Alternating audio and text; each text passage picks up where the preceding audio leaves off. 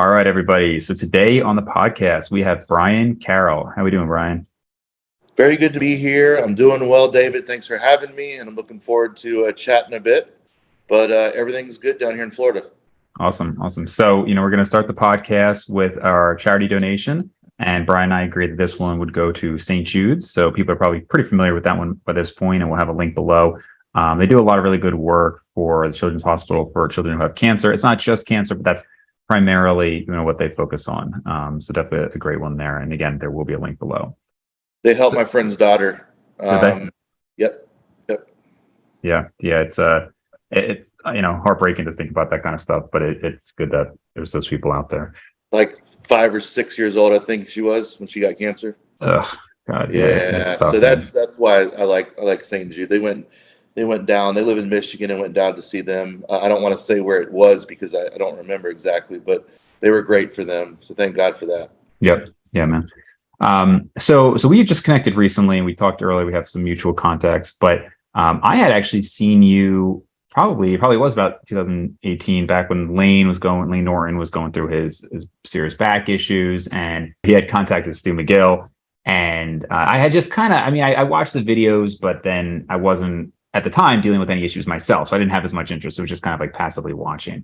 And then in the last year or two, I've had my own back issues, and it kind of made me go down this rabbit hole with him, and like Barbell Medicine's got their whole take on everything. And I actually came across the video with Alex Bromley and you guys talking, and that's kind of how I had him on the channel. And so I just kind of started to look into that topic more. So you have 4 books that you have? I got so the books that you're talking about that we got over here, we got Gift of Injury, got 10-20 Life. I wrote those 2. Okay. I actually got Back Mechanics. So 2 of those books are mine, 2 of them are Dr. McGill's, and I actually wrote a 3rd book on cutting weight. It was the first book I ever wrote a little over 10 years ago about cutting weight for people in weight restricted sports. And if I ever can get more disciplined to buckle down, I've got so much more information. I'm going to rewrite the whole book and make it a lot more thorough. But yeah, so I've written 3 full books, and the one was co-authored with Dr. McGill that released in October of 2017.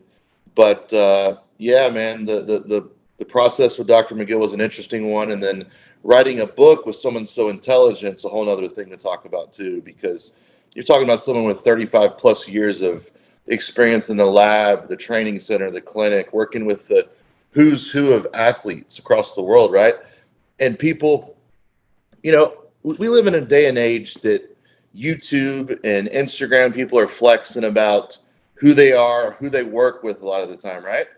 Well, what a lot of people don't understand is a lot of the top people that work with athletes in the NBA, the PGA, the MLB, NHL, they make you sign NDAs because their livelihood is at stake if someone finds out or their sponsors find out that they are injured, especially in their back. So a lot of the people that we work with, we can't even tell you about. And some of the people that Dr. McGill's worked with are the top of the top in every aspect of the world. And so I think a lot of the time people think that just because we're not bragging or talking about our clients and who we've helped get better doesn't mean that we're not helping a bunch of people. And I've got public people I can talk about too, like Lane, we helped. Matt Brown in the UFC currently just had a knockout 2 weeks ago. He's one of my clients. But we work with all different walks of people, and that's a cool thing about what I've been able to do as I 10 years ago met Dr. McGill. He helped me with my back. My back was really messed up, and we can go into that a little bit. But he basically helped me rebuild and told me that, man, your back's one of the worst injured backs that I've ever seen. If you were my son, I would urge you to retire and never consider competition again. I can probably get you pain-free, but you got no athleticism left in your body. Of course, I said, fine, I'm going to follow all your instructions. I'll do whatever you say. But when I get pain-free, I'm going to lift again. And we went back and forth a couple times.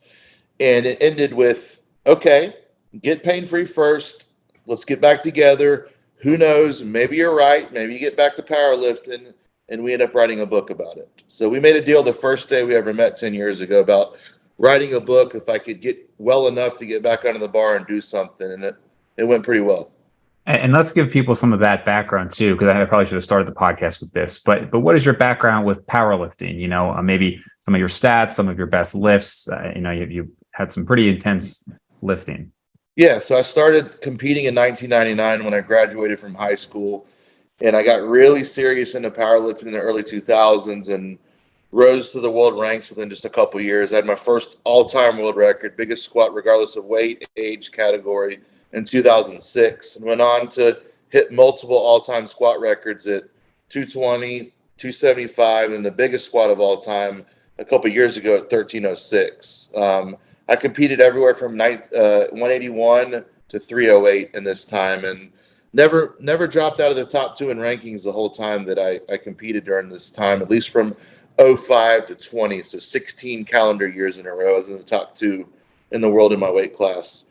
But that was my thing, man. I quit baseball after high school, and I just dove headfirst into powerlifting and strength training. I was a gym rat, and I gave everything I had to powerlifting for over 20 years. And I knew a couple years ago it was time to move on to the second phase of coaching people and helping people. But I ate, slept, and breathed powerlifting for 20 years straight. So it cost me some things, but I gained a lot of things in the process. And one of the things that it cost me was my back health for a couple of years. And Yeah. everyone had pretty much given up on me as far as surgeons and doctors. The common theme that we see when I have a client that comes to me. Now, I worked as a massage therapist for 10 years. I have a little bit of background in knowing the body a bit. And when I was going to see the doctors, they would either tell me, you're fine, your back's going to be fine, just do some light lifting, do some light yoga, or you're screwed and you're never going to be good again. So to give you a little bit of context, when people come to see me, I get people that reach out to me every day, and they say, the doctor doesn't know what's going on with my back. They can't figure it out. So in my line of work, we don't see people with fresh back pain. Josh doesn't go to the gym and tweak his back and then look for Brian or Stu McGill and say, hey, will you help me with your back? I've seen the people that have tried chiro. I've seen people that have tried physio. I've seen the people that have tried stem cells and PRP, different types of injections, different types of stretching programs, strengthening programs. We're like the last people sometimes before these people are going to blow their head off. Mm-hmm. We're like the last line while these people are suicidal and just completely distraught. So we've been able to help a lot of people over the last couple of years, and I think that, I was aligned in a way 10 years ago to go through what I did to be able to help people for the rest of my life. And now that's my life's work, consulting and coaching people from all walks of life all over the world, from average Joes that hurt their back picking their baby up out of the crib to royalty that rule countries and such, to, pro athletes in the middle and everyone in between.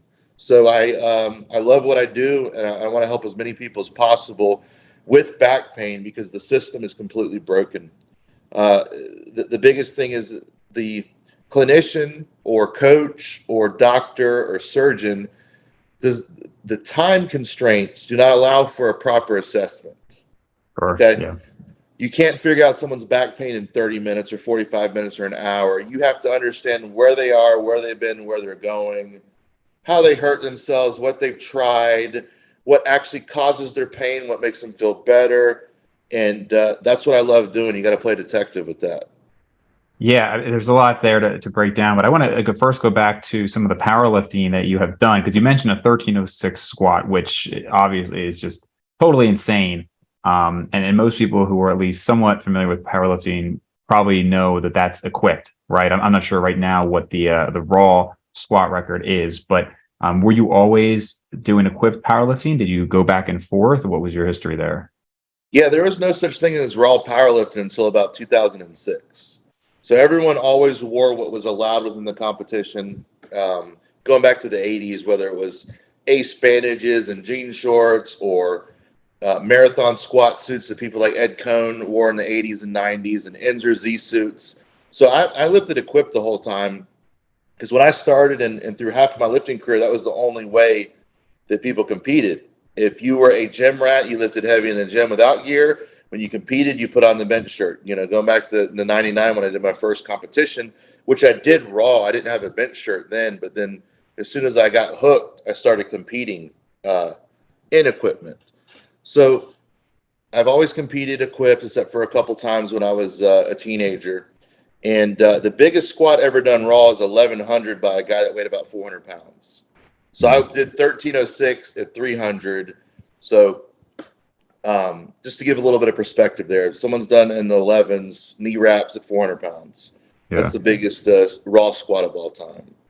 And so everyone does their own variation of equipped lifting. You know what I mean? Like their variation might be the belt and wraps, which is not raw, or it might be in a monolift with a belt and wraps or something like that. They just don't want to wear the suit. So yeah, powerlifting's become quite splintered in the last 20 years, but it is what it is, you know?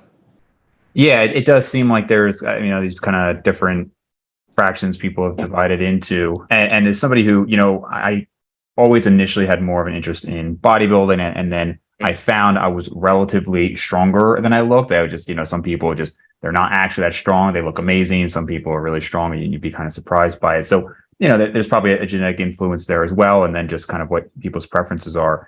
Did you ever have any interest in other strength sports, strongman or anything like that?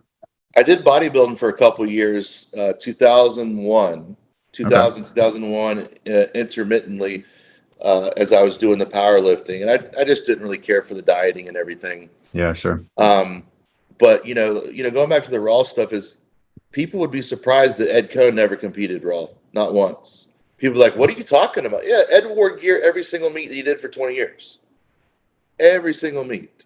But you would think the way people look at it now with history revision that Ed Cohn was a raw lifter because he is the greatest lifter of all time. But no, Ed Cohn lifted multiply some in the multiply federations in the early 2000s because that's where the money was. But he mostly listed in the USPF and the IPF until he got banned from that. Yep.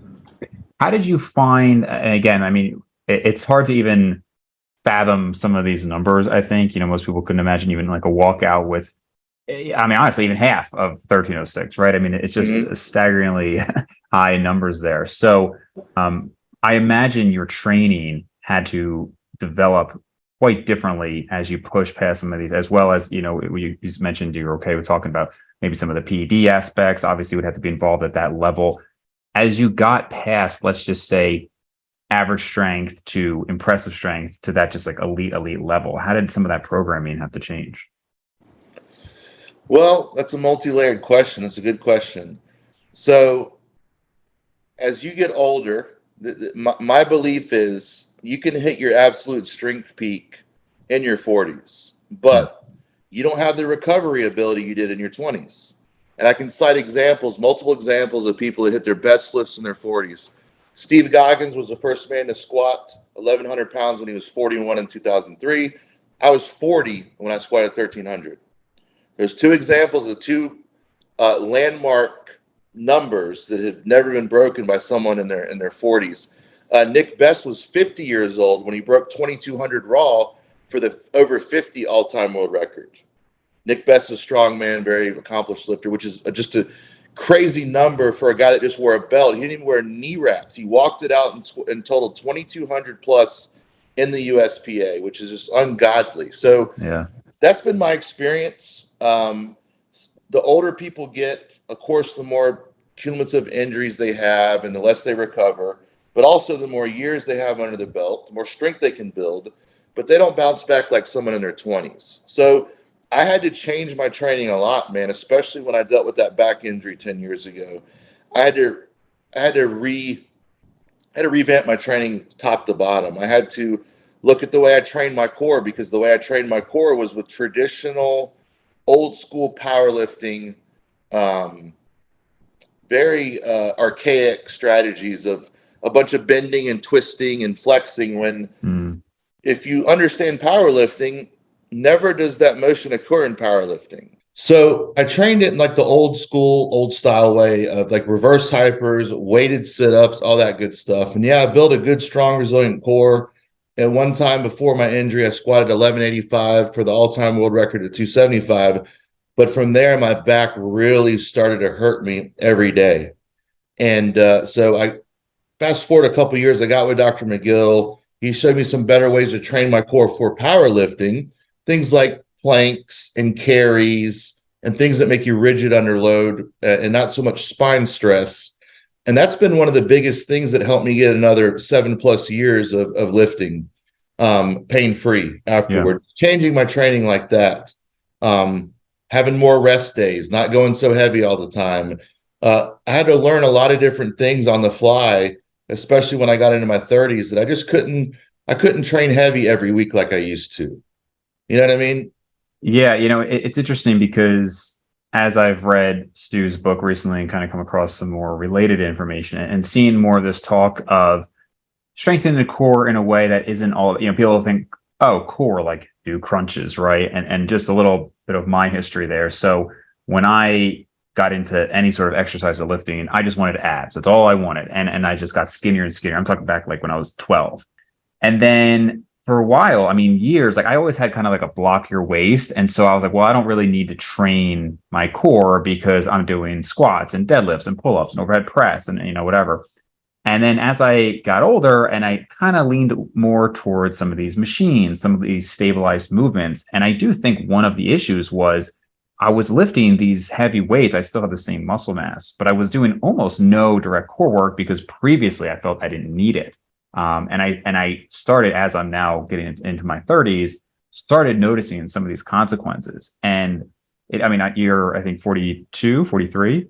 I'll be 42 July. Yep. Yeah. So, it's funny how you can totally feel, mentally the same and still feel like maybe have energy and whatnot, but just having to step back and realize, oh, there is a difference between being mid-30s and being 20, and then having to kind of adjust to that.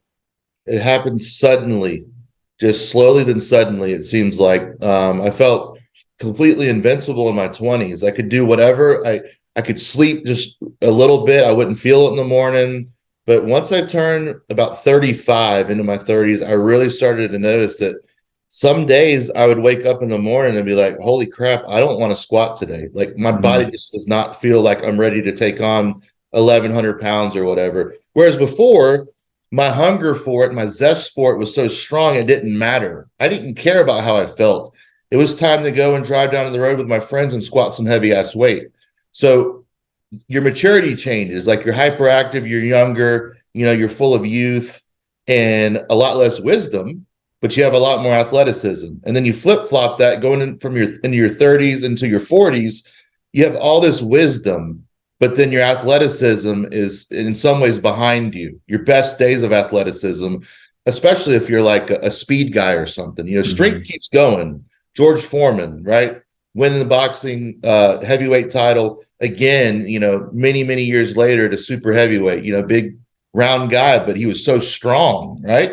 He wasn't as fast as he was when he fought Muhammad Ali, but sure, he had ham hocks and hit people hard. So the strength can keep going. And luckily for people that want to continue in strongman and powerlifting, they can do that at a high level for a long time. You have one guy from Grenada, what's his name? Mark Felix, the black dude. He's like 53 years old, still competing with the best guys on the planet right now. Yeah. And just to even like comment a little further on that, I brought this up in another, it was either podcast or a solo video, but they say power kind of goes first, right? And then strength and then muscle mass. Meaning there's a lot of guys who have almost peak muscle mass in their 50s if they're consistent with it and whatnot.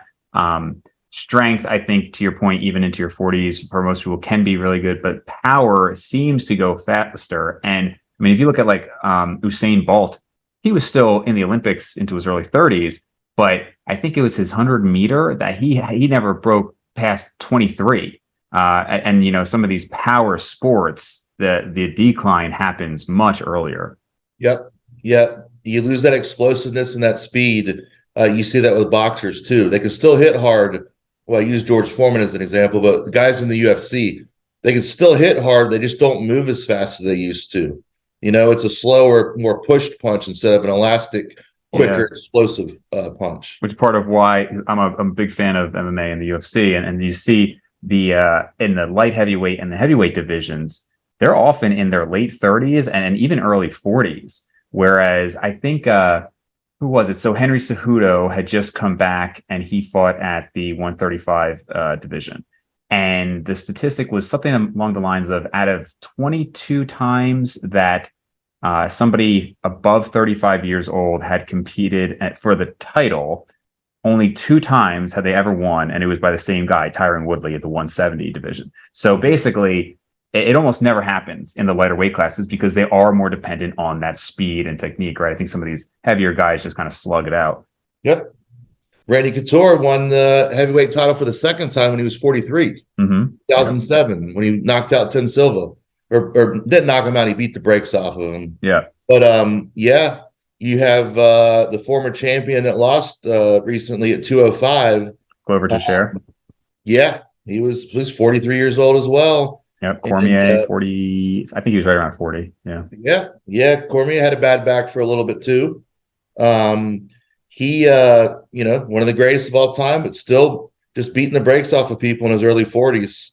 And that's why MMA is so fun to watch. Now, I grew up watching it. I watched my first UFC, a bootleg copy of it, in 1995. I was at my friend's house. His parents were gone. We were watching all the stuff we weren't supposed to. So we popped in VHS of maybe some stuff that boys watch about that time. And then maybe after that, we popped in UFC. And I'm like, wow, dude, these guys are fighting. No gloves, no rules, headbutt, pull hair. And so that was my first time getting exposed to UFC. I think it was UFC 3 that I watched or something like that. Wow. But the cool thing about UFC is that is the hardest part. That is the hardest thing for me as a coach, getting people resilient again, helping them with their back or helping them with their strength training or something like that. Because they have to have so many things. They have to be explosive but endurable, right? They got to be strong, but they got to be quick.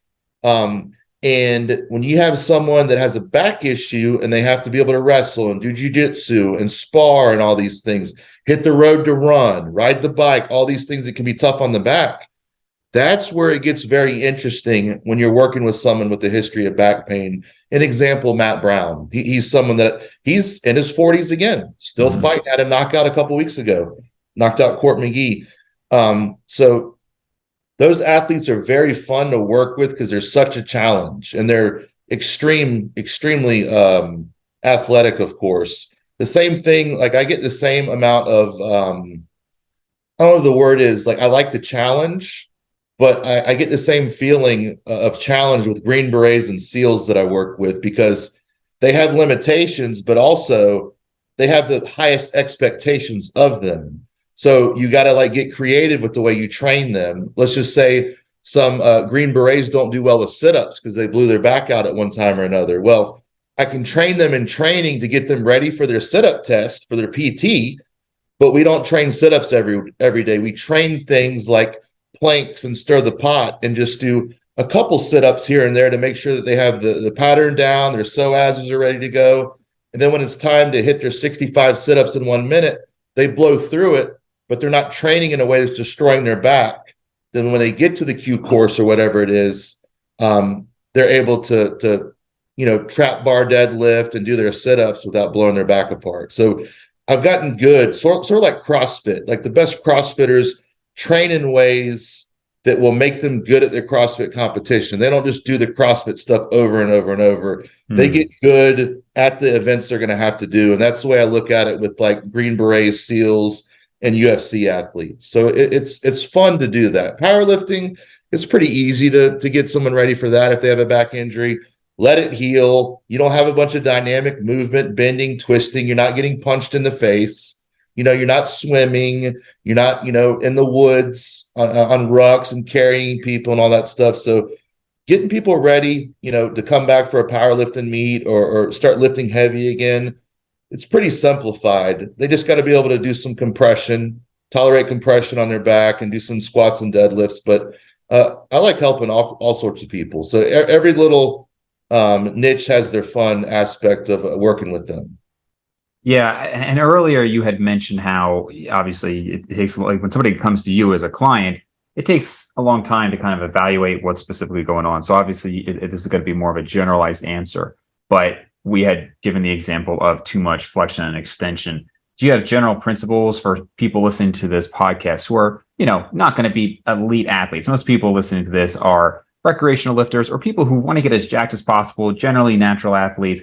Yeah. People like that who are lifting, let's say 3 to 5 days a week, general principles to avoid some of these chronic back issues as you get into your older years. Yeah. So most of my clients are like weekend warriors and people that just want to stay in shape and be healthy for their kids.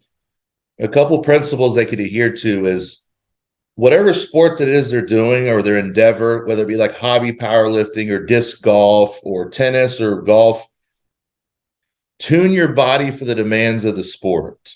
So, for instance, if you're a golfer, you don't need to be squatting your butt on the floor like a power lifter or an Olympic lifter. So that's one big thing that I see. People, they can't ever answer. The people that get in trouble can't answer why it is they're doing the exercises that they're doing. They just say, well, so-and-so on YouTube said to do it, or, their coach said to do it.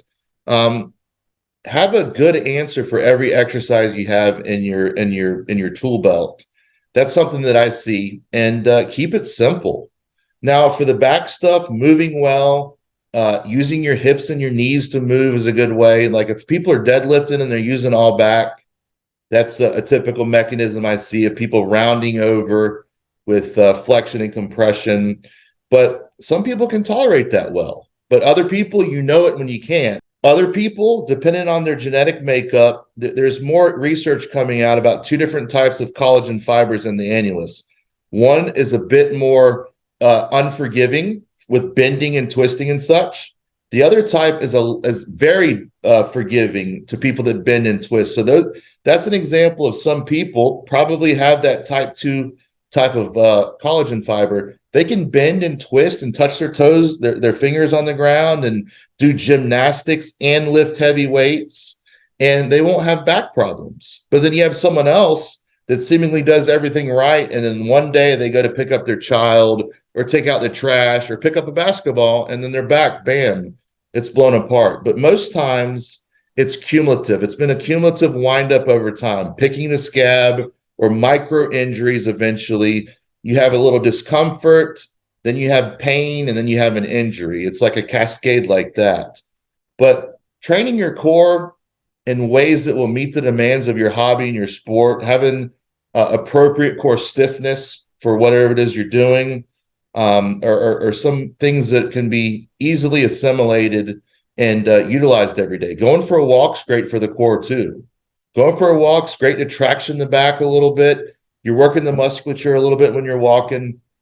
Different types of planks, front planks, side planks, anything that you're holding static can be great. But generally speaking, flexion plus compression for a lot of people, bending forward is a very common pain generator. So sitting for long periods of time, get up. When you have clients or you're sitting for a long time, get up and go for a walk. Don't stay in the same posture for hours and hours at a time. That's a good way to avoid a lot of the common posture issues I see and sitting issues that I see. But being aware of your spine and your movement, it's a big one, and it takes a little bit of time to understand that. But using your back to lift is problematic for some people. So a hip and knee strategy can be better for most people. So instead of bending over to pick up something, lunging down to pick up something, or squatting down, or doing like a golfer's pickups, like a one-leg Romanian deadlift, just a little bit better on your back to do, and it's sustainable. Your hips are made to move like that. Your back, for some people, if you're a bigger guy, your back might not like you flexing it all the time. And those discs, after a while, with the flexion and compression, start to delaminate a little bit, then you end up having a bit of a disc bulge. So those are a few thoughts there. Yeah, no, that's great. And you mentioned, I think briefly before you just mentioned the word, going out for a ruck or something. So for people who don't know, rucking, it seems to be more popular recently. I've heard Peter T talk about it on his podcast. I've done it a few times. Basically, the idea is to have this weighted book bag, what they call like a rucksack. Any thoughts on that? I've seen mixed opinions on that for back health. It depends on what type of back injury you have. Are we talking about someone who has an injury or not? Let's go into both. Okay. So someone that has a back injury, depends if it's a compression injury from weight pressing down on top of them. So they might have bone edema or a disc bulge or maybe even an end plate fracture. A ruck for them probably isn't going to be the best, just a regular walk. But sometimes people, as long as they keep a neutral spine, their back will never bother them. So if it's wound down a little bit and they're not very acute, a rucksack could be great for them. And having the load, depending on what kind of sack they have, you can position the load in different parts of the backpack, right? Having it lower on the back can feel better for some people, and having it higher in the back can feel better to other people. But for people that don't have back pain, I think that wearing a weight vest or a rucksack can be great just to get out there and walk, especially if you have some of these people that want to do a little bit more than walking, but their knees can't handle running. Mm-hmm. I think having a weight vest or a rucksack like that can be like just right for them. And would you consider it anything positive for the back, or more just not harmful, and they're getting the other like cardiovascular benefits and whatnot? You can build some more tolerance for someone that's trying to build more compression tolerance to load. You're going to challenge the core muscles, of course, a little bit more. The obliques, the rectus, the QLs, the erector spinae, the different muscles like that. You're going to challenge a little bit more. So yeah, and when you build endurance, like going for a ruck with a sack on, building that spine muscular endurance is key. It's not just about the strength; it's about the endurance. So going out for a ruck and working your core muscles a little bit more with the rucksack can be very beneficial to possibly preventing back injury. But that's just one of many ways. But core endurance is what it comes down to. Cool. Yeah, I'm definitely I'm much more into weightlifting than cardio personally. So anything that can become more like weightlifting and less like, let's say, jogging, I'm all in favor for. I'd much rather, let's say, incline walk with a rucksack than tell me I got to go like jog, Yes. Yeah. And, a lot of us were forced to do it when we were younger. A lot of my clients were in the service. They hate running. Some of my clients played college sports or high school sports, and they ran so much they never want to run again, or their knees are ruined, some of them. Right. I know so many people. I know female athletes, multiple people whose knees are ruined from high school softball, which is, strange to me, but I'm seeing more and more of it, hips as well. So you have some people that just won't tolerate running, but they can walk for days. So that's a great way to throw on a sack, get out there, build the core a bit, break a sweat, and not have to beat your knees up so much. And how about kind of looking at the other side of it, like decompression, hanging, traction with bands, inversion tables? Any thoughts on things like that? Oh, I got a bunch of thoughts. So if someone has a compressed spine, let's say they went and did a ruck and they had too much weight and their back is feeling really compressed, right? Hanging from a pull-up bar can be a great tool. Just hanging from a pull-up bar, dangling your feet, slowly putting more weight onto the best way to put this is not just going from a dead hang and just letting your feet dangle, but hanging and having a bench under your feet and slowly adding more traction to your lower back instead of just going to 100%, just to see if it feels good, and then eventually going to a full hang. Mm-hmm. Hanging there for 15 or 20 seconds can be a game changer for some people.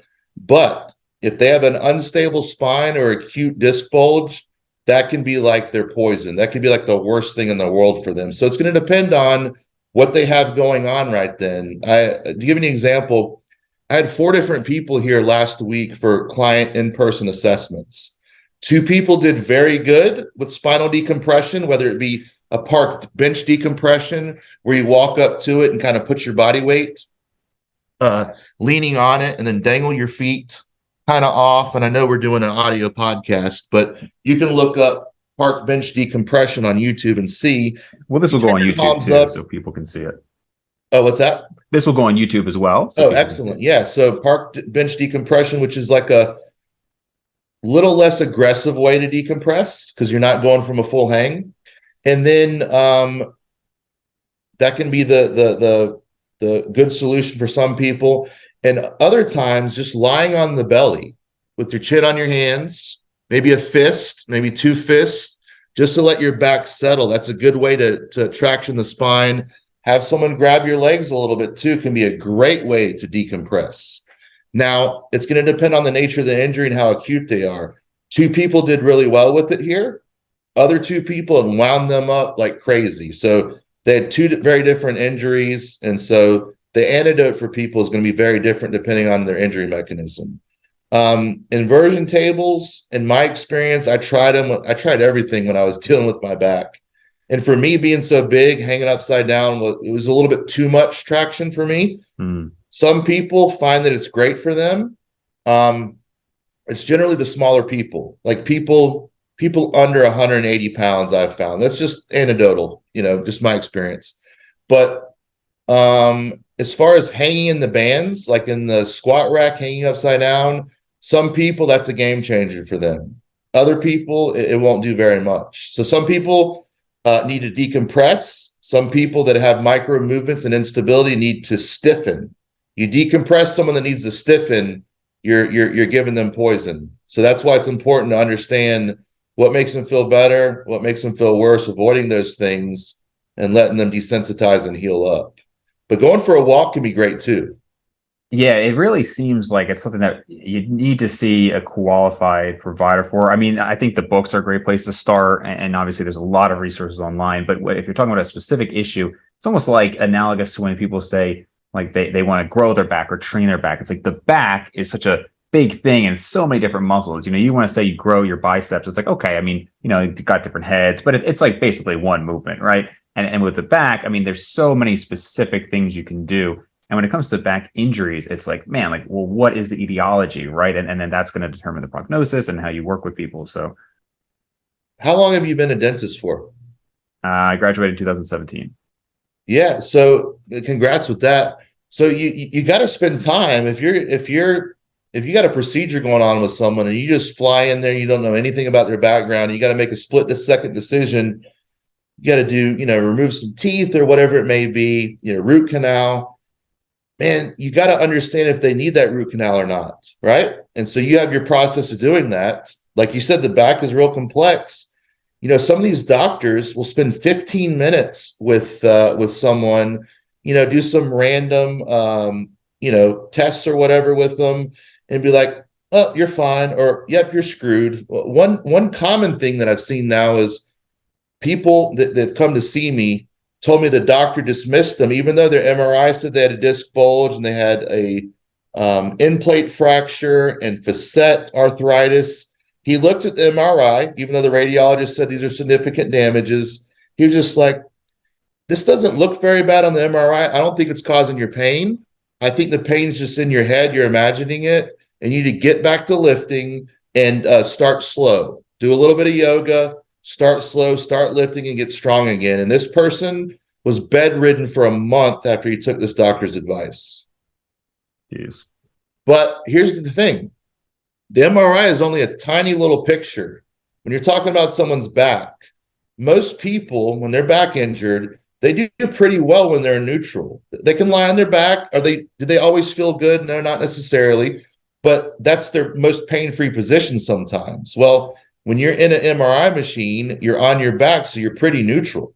So this little tiny disc bulge that's shown when you're supine in an MRI machine might be a gigantic nerve encroaching disc bulge when you flex forward or when you stand up or when you twist, when you bend, when you shear, whatever it may be. So that's why you need an assessment to go along with the findings of the MRI to make sure that that's even the right level that they're operating on.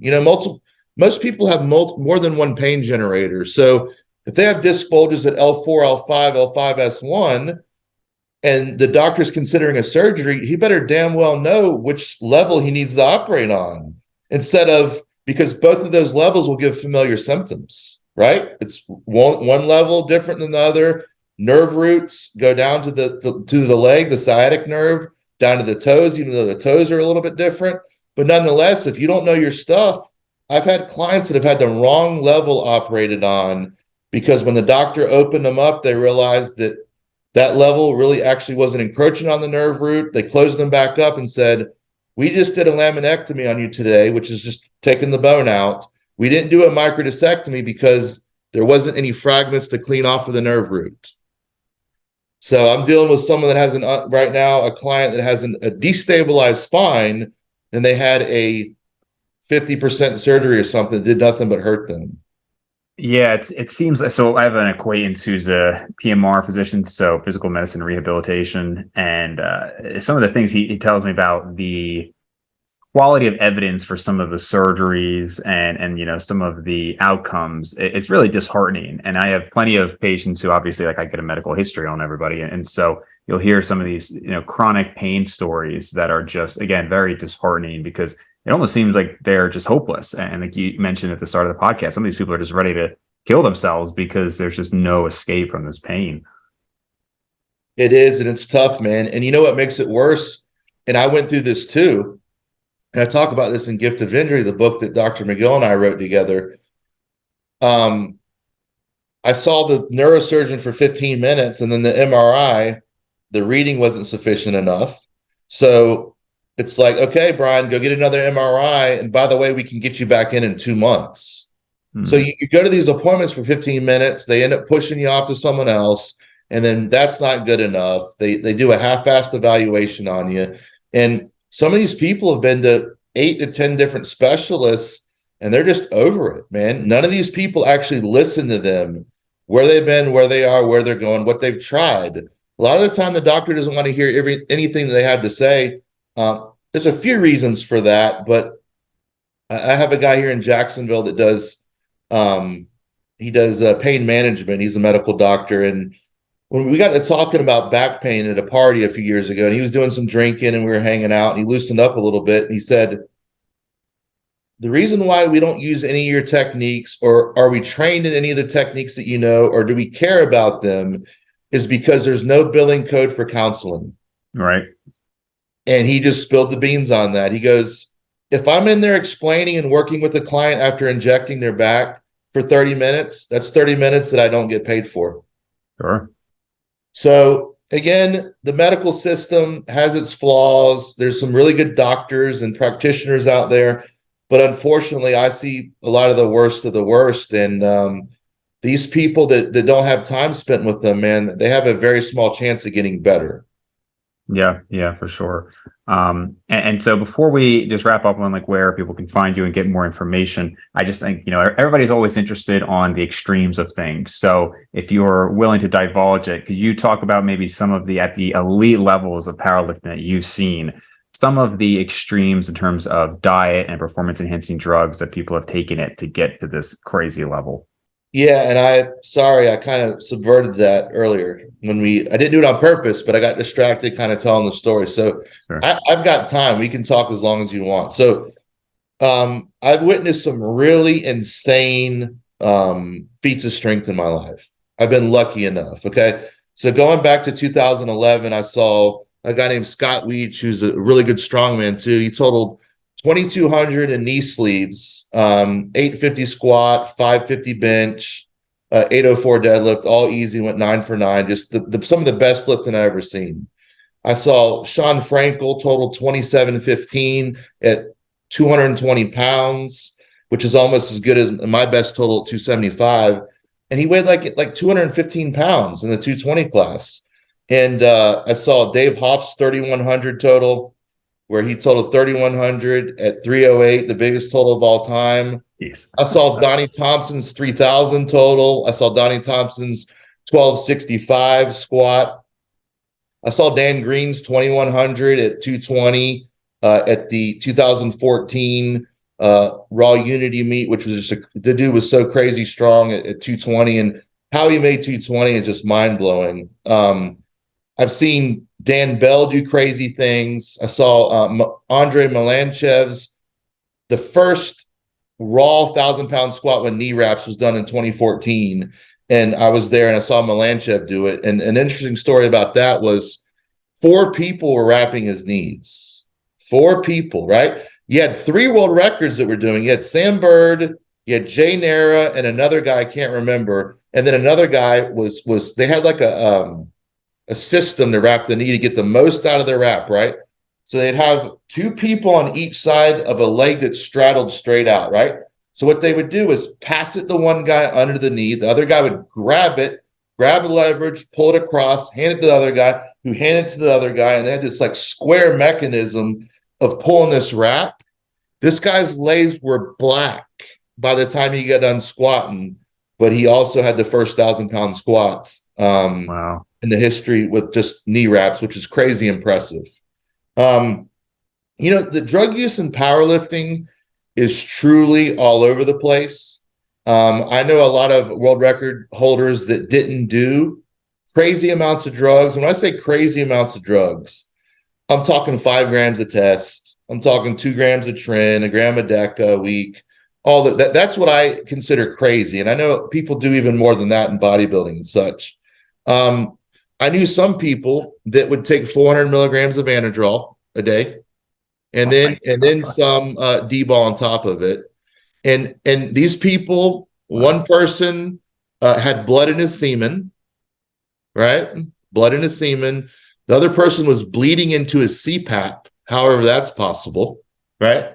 How the hell do you bleed into your CPAP? I'd like to know how that works. But anyway, wow. He was bleeding into his CPAP reservoir, I think, from his hose somehow. Anyway, so I've seen people take the doses up. A lot of time what people would do is they'd have a set amount of bottles, and meet week when they're, peaking and everything and moving towards their big day, whatever bottles they have left over for the cycle, they'll just take it the rest of the week. So if they cracked open a bottle of tren or something last week and, they're only supposed to do 3 shots this week, they'll run the whole bottle that week. If they have tests left over, they'll run the whole bottle. And whatever they have left over the day before, they'll just slam. They'll slam the tren, the deca.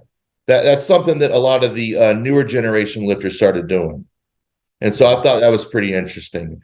Me, what I like to use when it really just depended on what weight class I was lifting in. Now, I spent some time after getting injured where I went back down to 242. And 242 is a difficult weight for me because I'm not tall, man. I'm 5'10", but I have big bones. Like my elbows are big, my wrists are big. So I'm not one of these guys that has a little joints and a lot of muscle. I'm like moderate muscle with big joints, right? For being 270 or whatever I would be to cut down to 242. So 42 is a hard weight class for me to make. But the key was my back didn't feel good post back injury when I was coming back and competing and winning and everything. If I got over 270 pounds, I didn't feel good. Like my whole body just felt like shit. So I had to either make the choice to be a super light 275er, which I'm giving up so much weight because these guys are, 300 pounds cutting down to 275, and me walking in at 265 just so I felt good. That's just not a good fit. So I would cut down to 242. What I needed during this time were things that help keep me lean, things like Masteron, things like tren, things like Winstrol, Test Prop, those types of things, and Anavar. So I had to completely turn my back on things like Dianabol, Anadrol, Deca, EQ, those types of drugs. But what I did like when I was lighter, it would help keep me lean, is I liked about 300 Prop a week, 300 Masteron, 300 tren, and about 100 milligrams of Anavar, maybe a little bit of Winstrol. Is that a light dose? No, I'm not kidding anyone, but that isn't the doses that I've seen other people do, nor was I willing to try those different things. Now, meet day, I take some halotestin. Actually had somehow I had a line on real halotestin years ago. Real halotestin from the pharmacy, actually. There was one company that made halotestin in the United States. It's called Syntex. They're called Androxys. They're real halotestin from the pharmacy that I got a hold of at one time, and they were truly real. They were awesome. That's like liquid or powdered strength right there. No weight gain, just pure aggression and anger. So I'd like to take those on meet day and training days. But after a couple years of lifting at 42, I needed to come off all of my supplements because we wanted to have babies. I've got, fast forward, I've got twin 3-year-olds now, twin girls. Yeah. And so my fertility was trashed. right? So many years of being on, not taking HCG, not coming off, the whole nine. My sperm count was 0. So I came off for 8 months. It was hard, but got my fertility back. Stan Efferding helped me. My friend Ken in Miami helped me. I did a protocol that was pretty aggressive. We're talking about aggressive drugs. I did 2,500 mics of HCG every other day, 40 Novaldex, 40 Clomid, and I ran that until I started to produce sperm again. So No FSH? nope, I didn't take any of that. I didn't have any of that at the time. But what I did is I had the 0 sperm in February or January of 2019. By May, I took a home test to see if I was positive yet, just to see if I was going in the right direction. Once I was positive for any type of sperm detection, I started piling on Proviron. Proviron helped the motility and maturity of the sperm, supposedly is what it does. And it's never been prescribed in the United States, but it's an interesting drug. And I hit 150 milligrams of Proviron for 2 months. And then in August, we had a positive pregnancy with twins. Nice. So no in vitro, no nothing else. I didn't take HMG. I didn't take FSH or any of the other stuff.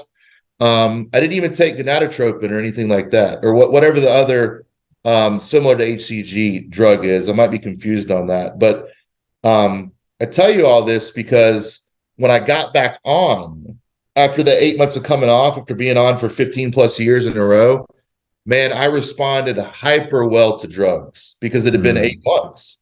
Gotcha. Also, my body allowed me to get stronger and bigger during this time. When I was off, I actually got beyond 270 and felt good. So when I got on supplements again, I rocketed over 300 pounds and I felt good. Wow. But then I was allowed to take EQ, Deca, Anadrol, D-ball. And my winning formula for the 1300 squat was a gram of test, 750 EQ, 600 Deca. That was my jam. And a little bit of Anadrol and D-ball. The last couple of weeks and the last week, I'd take 10 milligrams of Anadrol and D-ball every couple of hours and just sprinkle it. So I'd even blood levels, just something I experimented with. Wow.